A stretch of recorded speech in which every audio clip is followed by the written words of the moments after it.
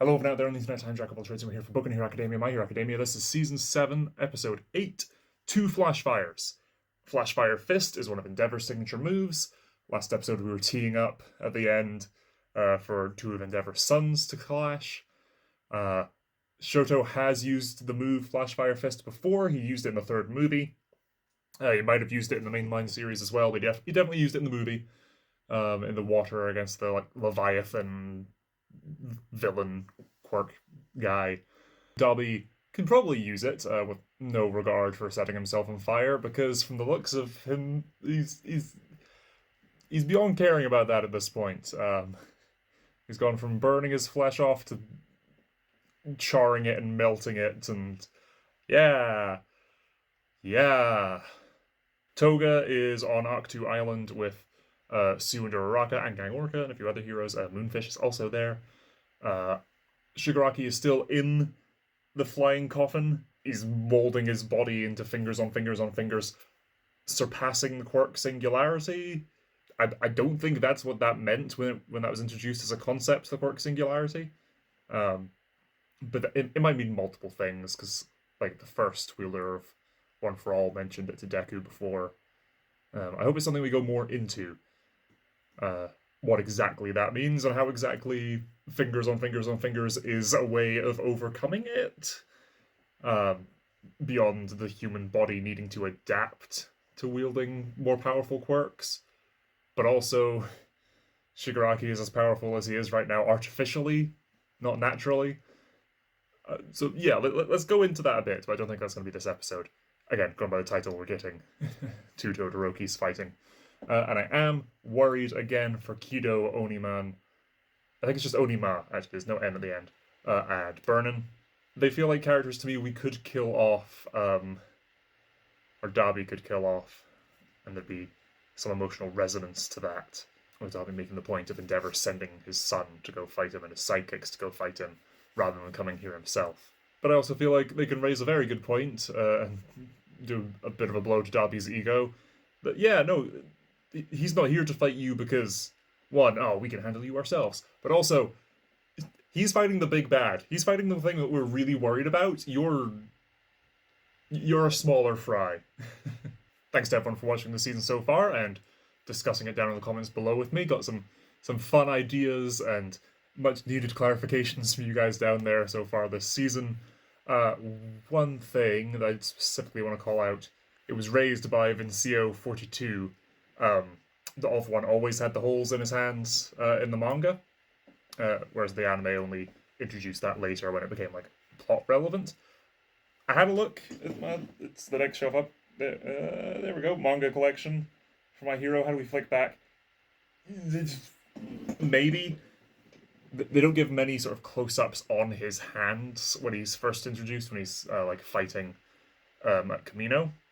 There are a few, but in like the panels where you do get a clear look at his hands, he often doesn't have them. But then sometimes in wider shots and like further back shots, and it could just be like the rendering and the shading on the hand, it's like, there might be a hole there. So it's inconsistent in both the manga and anime, but it's not a plot thing that he's developed these or did something and now has them. He's always had them, but it's just a minor retcon. But to account for that confusion back in episode 5. Yeah, I'm looking forward to seeing this fight. Shoto isn't a character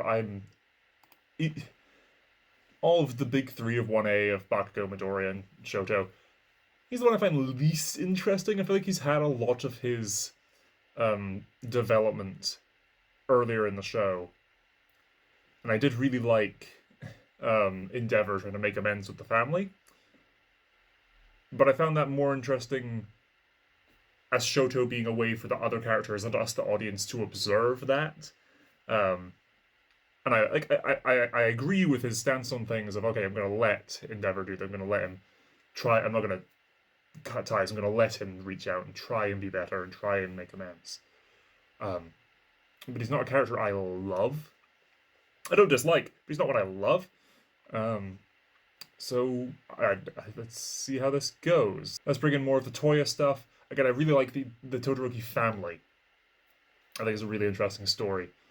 The Shoto himself, I think just in general, that trope of a character, the more emo, quiet type one, who's really strong, is never a character I've massively enjoyed. Like, it's cool to have them as a part of the cast. It's a different archetype. It allows for a variety of character types and archetypes, but it's never one I've massively latched onto. I, I feel like I'm making a bigger deal out of this trying to explain it than just having left it as a bullet point. Okay. Again, in the comments, you've been great, but regarding what can and can't be discussed, here's what I know. I have watched the entire anime up to this specific episode that I'm watching in this video. I've read the entire manga up to the end of chapter 328, which is volume 33 of the manga. I have watched the first 3 My Hero Academia movies. I've read the Ultra Analysis Guidebook. I have read the first 6, and I think only 6, volumes of My Hero Academia School Briefs, the light novels, and I have read all 15 volumes, the entire series, My Hero Academia Vigilantes, the sort of spin-off prequel, which is a fantastic little series. I loved it. I felt a bit sad when I finished it. But that is everything I know, and that's what I'm going to be discussing and pulling from in this video. Anything beyond that, I do not. So, here we go. 3, 2, 1, play. Police station. Flashback to the plan. Oh, why have I got no audio? Okay, now I've got sound working. 3, 2, 1, play. Police station. Flashback to, oh, not the All Might plan, okay. Oh! This is the gorilla guy who is talking to a gentle criminal, and that is Garaki's voice.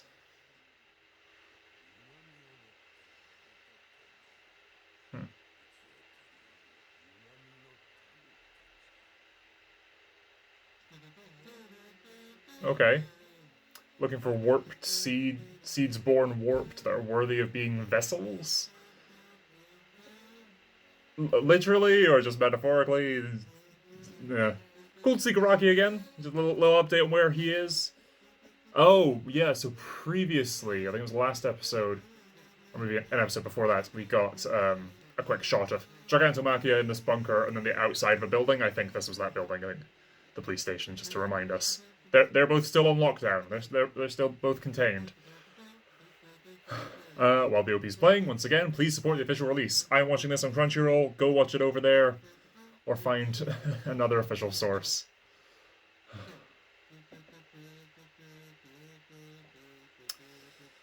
Toga versus Uraraka. I do know that, like, the anime is catching up fast with the manga. But also, I feel like narratively, the manga, it feels to me like I saw just an image of the NHA manga earlier this week of just Deku with a tie, and I'm like, oh yeah, back in school uniform, huh? Yeah, I guess they are going back to school after this fight, which is weird because this fight feels like this should be the big climax. There are other cards and other characters that haven't been played yet. But is this really going to be the massive culminative fight? And then we're going to go back to school after this and have another big final fight, you know? It feels like a bit of a double beat. Even now, his dad hasn't come. Yeah.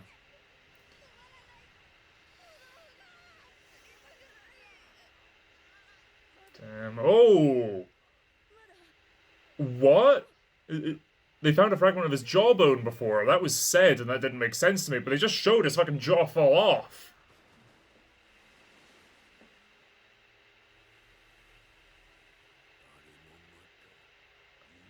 Did Graki find him? And stitch him back together or something? He wasn't warped from the start. He was... Ugh.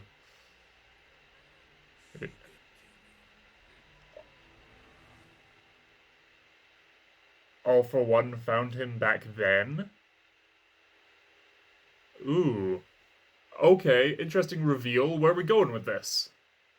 And he woke up in Garaki's hospital? In the children's ward? And look at the burns on his younger face. Sleepyhead. Okay. And the burns aren't as dark as they are when he's older. He's only done this to himself once, I guess. Well, he has. But over time, does he burn himself more and more then? And yeah, it's much patchier. Is this my voice? His voice is different as well. Which partly explains why they didn't recognize him prior to the reveal of Dobby's dance. Mr. Sunny said. 3 years. Okay, he's been out for that long. Okay. And woke up here. Oh, hello, Mr. Sunny.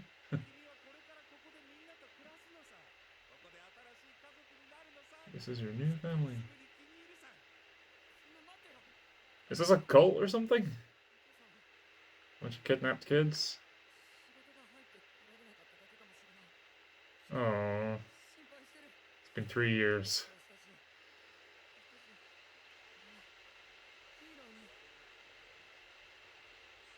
Oh, all for one. Yeah.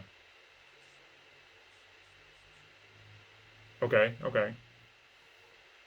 Okay, gotcha. So structurally, yeah, there's the burns and everything, but structurally, he has a new jawline now, you know? Your senses, Yep, makes sense. I like that we're filling in the gap of from that mountaintop to him showing up, being introduced to Shigaraki by Giran. I hope we fully fill in that whole time span, especially now that we know All For One was involved. Also, has All For One given him multiple quirks while he was out? 3 years. I mean, it doesn't have the staples yet either. It just looks sewn instead.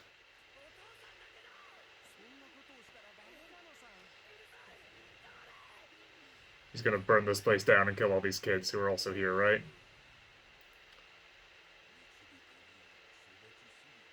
To lead him to the right.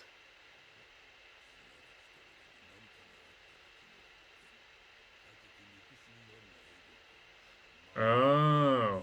Okay. Dobby was one of those spares. Okay. Okay.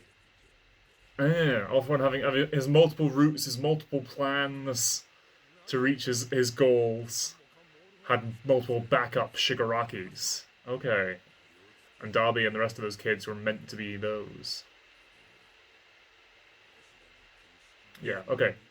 This is what I assumed. He was out on the streets.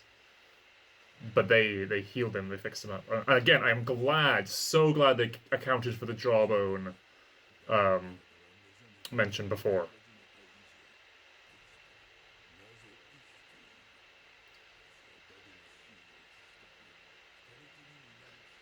Introduced him to Hood, right, makes sense.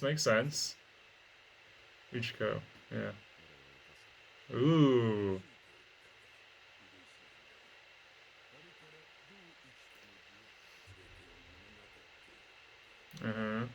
Oh. The spiteful ones do live the longest. After he got out and burned down that children's home, he came back. Oh shit!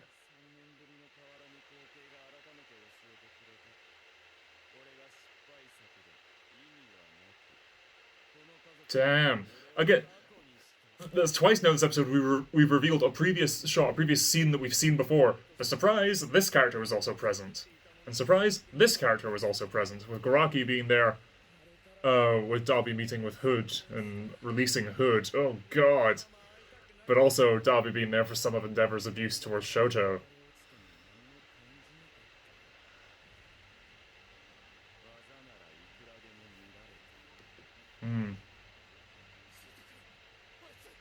FLASHFIRE fist.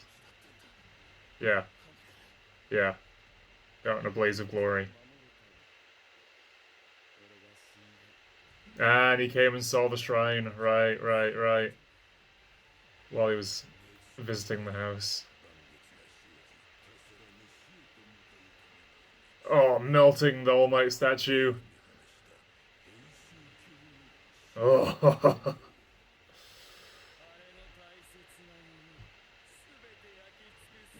You have no lips. How are you making some of these vowel sounds? But okay, just go with it. Consonants, not vowels. Both words. Yeah. Flashfire fist. Right, right, right. Title. Mm-hmm. Also, throwback Endeavor outfit. Yeah, young Endeavor.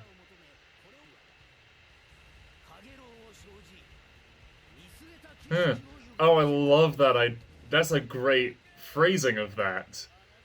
The heat, the, the heat stored up created a mirage, a heat haze that distorted his perception of what was before him. Great, great visual idea without even visually showing it. Just painted that with their words. It's great. Yeah, yeah. Oh, here we go.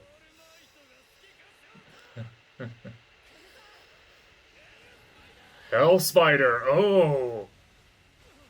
Okay, using a bunch of Endeavor's moves. Ida's also here. Forgot about that. The other member of 1A who has a brother.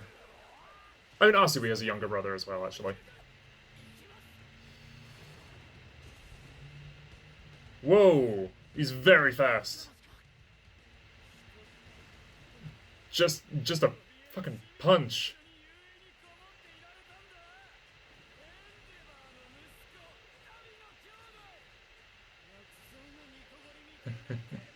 He's looking a lot like Shigaraki now.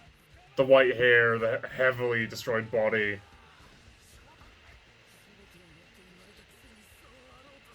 The boy born with everything, yeah.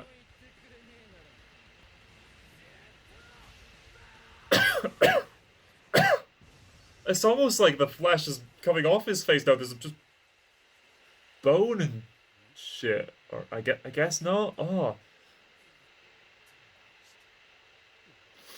he's been building this and building this and building this the whole fight. He's been holding the two elements together. Oh, yeah.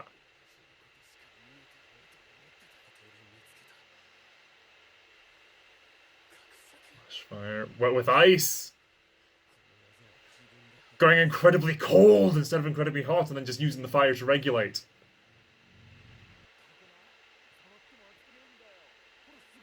Ooh. Okay.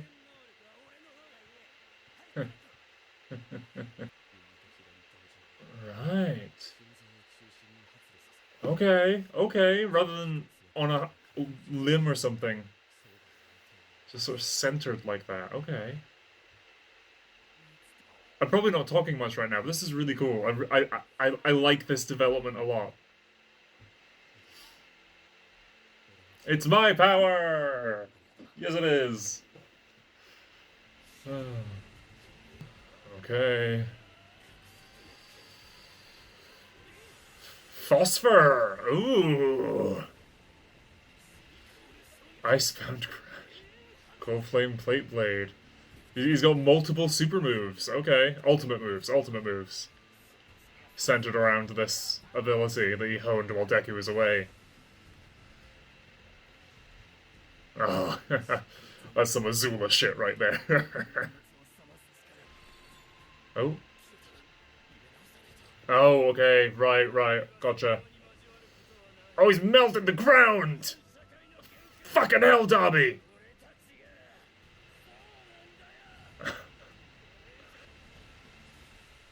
Sidekicks. Endeavor built this team around him. Burnin. Just to block that attack, to give him time to store it up again. And again, we're animating Vernon's hair. Thank God! If you've been following my reactions for a while, you know that that's really pissed me off before when they don't. Okay, I'm glad that I said what I said at the start of this reaction. But also that everything we're doing now sort of pivots. Well, it doesn't pivot around, but it comes back to that point in his story at the tournament arc. Because I think that was sort of the peak of Shoto's story, and then the rest of the time it's been fun, more slice of lifey stuff with him that I've enjoyed more than the big character beats with him. Haven't really stood as strong to me. But now we're like, no, from that point we're building and building and building and building to this. Everything so far since then has felt kind of weak to me has been in build up to this confrontation. Okay. Oh. Ah. That was almost like the opposite of the tournament with this fire. Oh. And he's out. Put out his flames.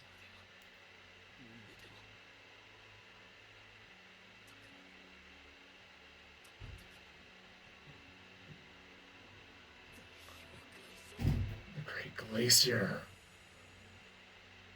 Oh, and it looks like young Toya there. And a younger Shoto as well, and like PJs or something with that button-up shirt. Fucking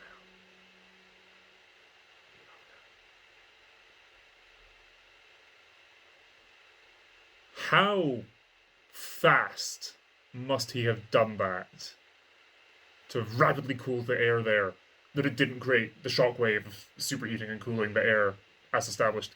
Oh, and his clothes are frozen in that shape! That's a great fucking detail. Well done, animators, because that wouldn't have been conveyed in the manga, I don't think. Given that's still drawings. But that Dabi's, like, tattered clothes are frozen in that shape with the ice. And then he falls and they stay in that pose. That is a great fucking little detail. It's the little things like that that make this show brilliant.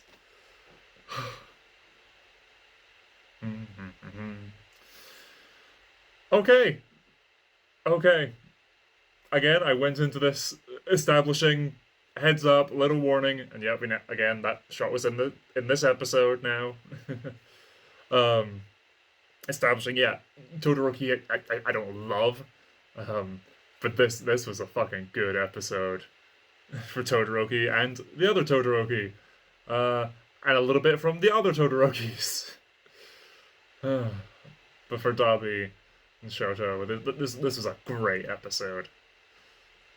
With lots of effects animation going on in the background, which didn't detract from the blows they wanted you to feel, which was good.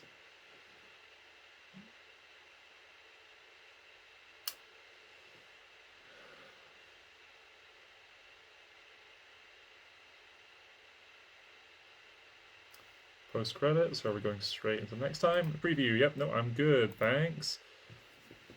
Okay, well that was the end of the Dabi and Shoto fight. Okay. I've said most I want to on the fight itself.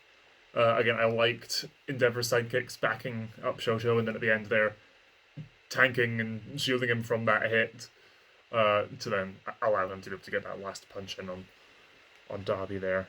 But the backstory, again, I want to see it in the most least weird way I can say this. I want to see his jaw burn off again. Ah, it's so smooth. It's very well done. Okay. And in this moment, seeing his dad's face, he falls into the water. Yeah, this is how he survived. And then 3 years in a hospital bed after being found by going by the height and the suit is All For One that found him, and then gave him to Garaki to restore and heal, with some regenerative tissue. Whether that means Dabi in his current state will be able to regenerate because that tissue is still there and be able to heal up a bit, I don't know, or if he's going to be permanently disfigured like this now, without further healing or intervention.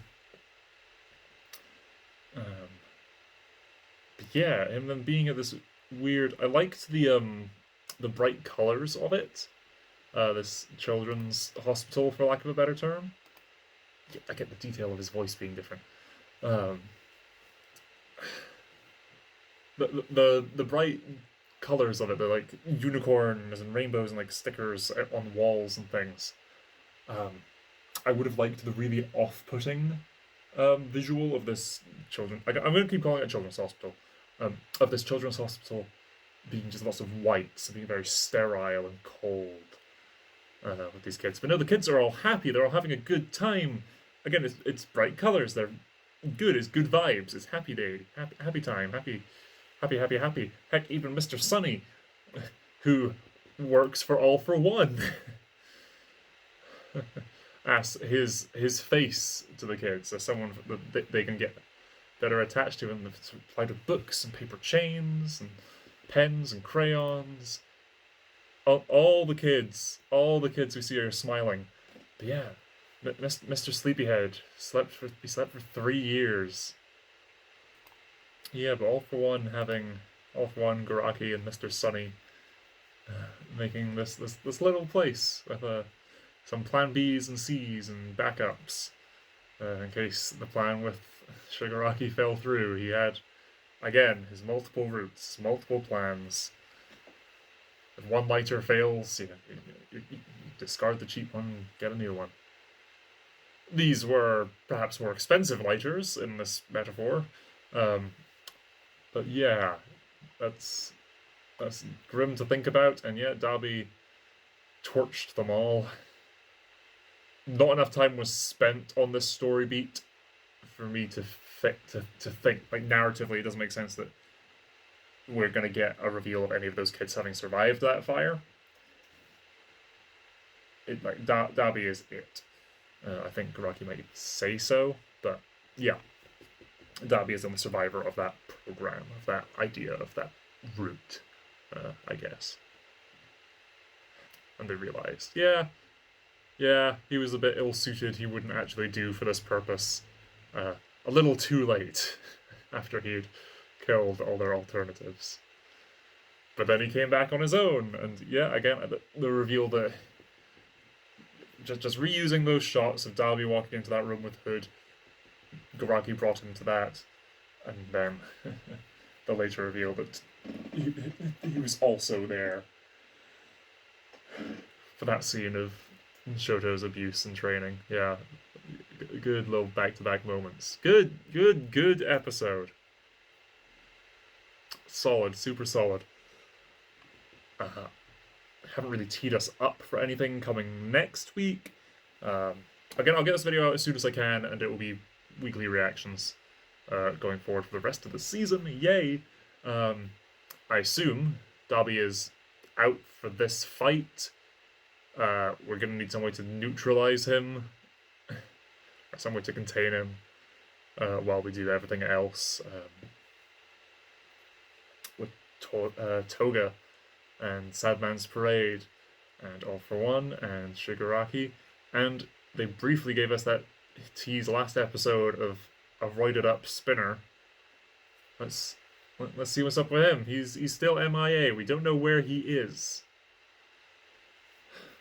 So yeah, I'm ready to edit this and wait a week for the next one. I've been Jack Trace. Thank you so much for watching. See you next time.